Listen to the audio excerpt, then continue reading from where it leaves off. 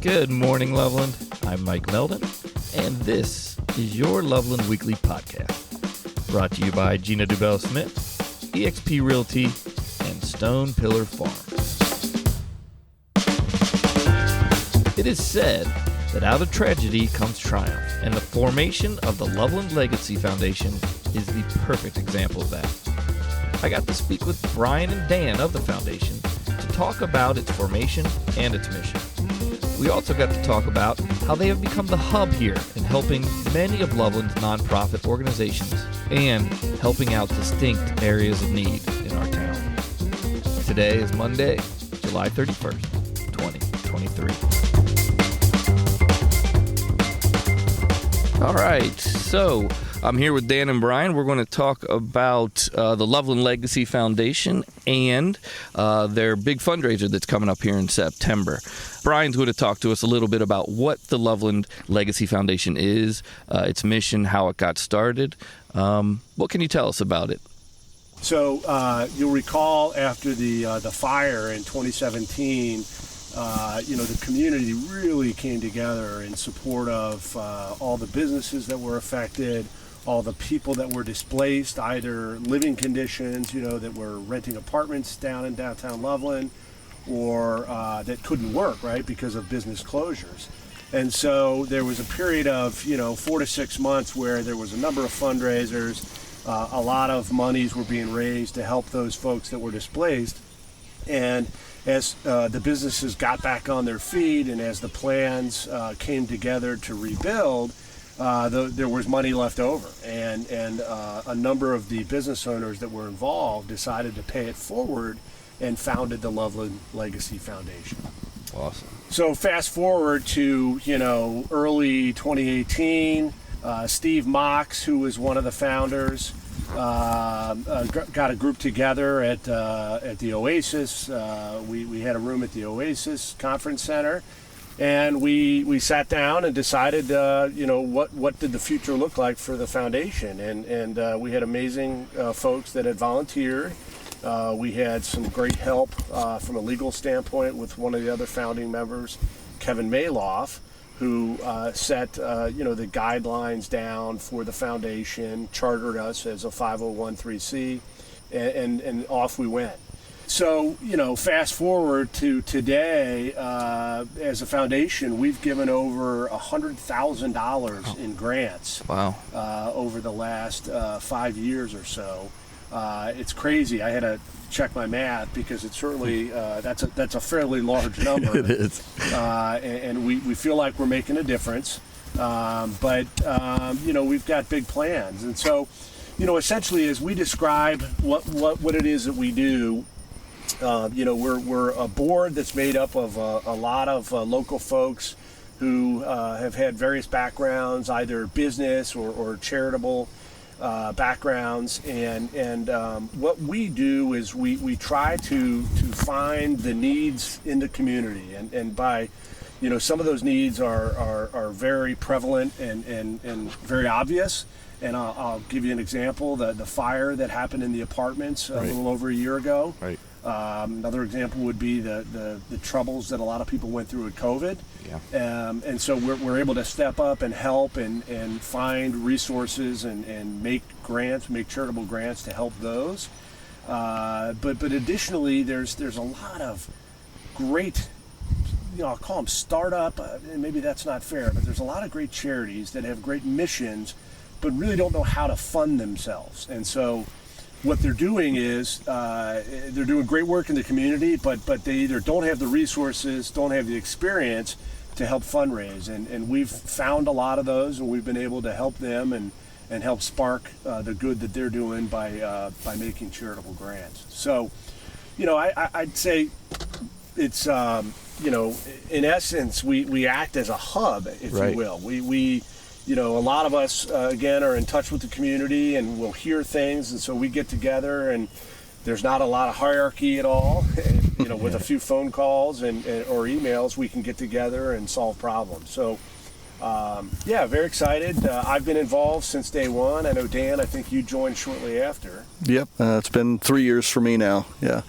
I think one thing to add to that is that everybody that's on the board is volunteer. There's no paid positions. Right. The percent of revenue that we generate, I think somewhere around 95.5%, 99.5% of it gets passed through to charities and to people in need. So that's one of the things that really drew my interest to it. This is a total charitable organization.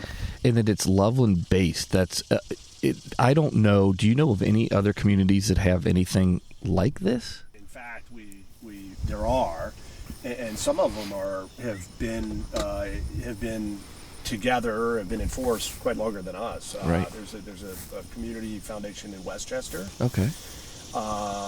Hamilton has one, and quite frankly, we use them, as that guiding light of what we want to be, because they're fairly large, organized, well funded, and by well funded I mean millions of dollars. What are your goals? What are your long-term goals?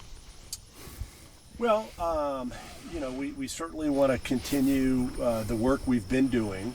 We're actually there's a lot happening. I'm in charge of a marketing committee, and we're not rebranding, but we're trying to focus better. I just went on and on about what the foundation is, and right.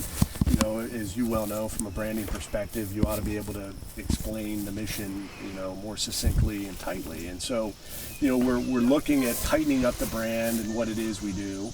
Additionally, we're looking at some other things that might help us take that next step and find ourselves competing against a Westchester or a Hamilton. Mm-hmm. So that's what I at the end of the day, I know for sure what we'll do is continue to help these smaller, less resourced groups find ways to make ends meet, to take step forward, and through fundraising. And you're raising everybody up. I mean, these organizations are there to make Loveland better, and then you're there to help make Loveland better too, and help raise them up. It's kind of an interesting question. We're going through a mission renewal process as well. We've been, as Brian said, 5 years in existence, and we're kind of deciding what do we need to be when we grow up. And we've already generated a lot of money, but that we've been able to put back into Loveland. But we're looking to see how can we become much bigger and much more impactful. I'll tell you one thing that we can really use the help on is the businesses and individuals in and around the Loveland area donate, and they can do that through lovelandlegacyfoundation.org. They go to that site. There's a way to go in and donate money, and we're going to be doing a huge outreach program this year with the businesses to try to get more of the Loveland area businesses involved with the Legacy Foundation. And you have your big fundraiser coming up, correct? We do. Why don't you tell me a little bit about that? We do this once a year, usually in the fall. It's called Dinner on Rouge. The concept is, come to the event wearing your best red outfits, and we see outfits anywhere from tuxedos and formal gowns to jeans and crazy shirts and blouses. So it's kind of, I'd say, a semi-formal event, and it's really all about having fun and celebrating Loveland. This year it's going to be September 9th, and it runs from 6:30 to 11 o'clock. It includes dinner, appetizers, and drinks beforehand. Everything is covered in the cost of admission. It's $150 per ticket.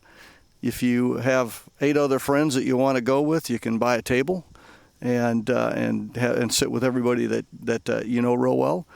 We hold it over at the Loveland, the Landing Event Center. And like I said, everybody wears red. I think this year we're going to include a happy hour so people can be out in and around Loveland. A lot of the local restaurants will be hosting special drinks for people wearing red and coming in for the event. But it'll be a lot of fun. One other thing we have this year, which is kind of new, is we do have sponsorships available. That's another thing people can do, companies can do. If you want to become a sponsor of the event, again, go to lovelandlegacyfoundation.org and look up Dinner on Rouge, and there'll be an opportunity there to become a sponsor. We'd love to have you. The other one is the other thing I want to mention is we have raffle tickets this year, and each raffle ticket is $100. But we're only selling 60 of them. Oh, wow. And we have 6 prizes, all worth anywhere from $600 to $1,200. So you got a 1 in 10 chance of winning a pretty darn good prize very cool. buying a raffle ticket. So those are on sale now. Okay. I'm guessing they're going to be sold out before the event actually happens. So if you're coming to the dinner, don't wait for the dinner to buy a raffle ticket. Get online. Same place everything else is at lovelandlegacyfoundation.org. And get your raffle ticket. Very cool. I love the part that you're going to expand it in the community. We were talking before we started recording. I've seen posts about the dinner, but last year the thing that really stood out was after the dinner, people did go out into town, and I ran into people, and everybody was asking, "Why are you wearing red? Why are you wearing red?" And I think that's just a really cool idea to do that beforehand.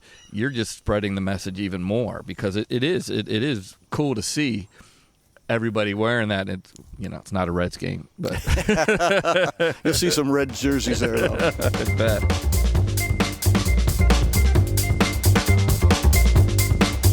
Looking ahead in Loveland, on Saturday, August 12th at 9:30 a.m., Love Our Land will host a bee walk at the Grail.